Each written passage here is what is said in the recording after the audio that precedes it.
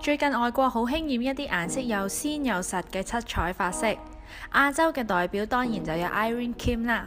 等我都唔執輸，即刻揾造型師整返個彩色頭先。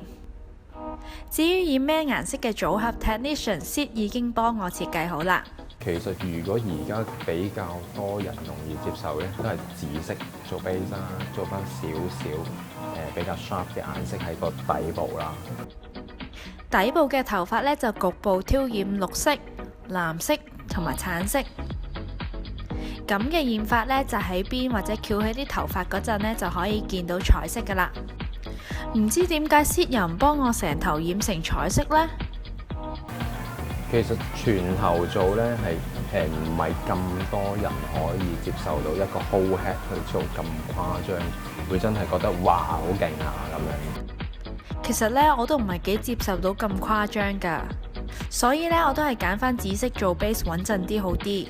話咁快呢，我就已經染完啦。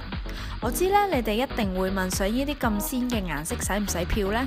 如果做比較鮮色嘅呢，通常都要漂1至2次啦，咁視乎你顏色啦。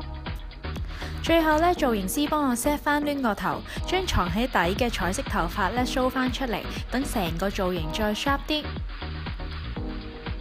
唔知你哋有冇心喐喐想染翻個彩虹頭呢？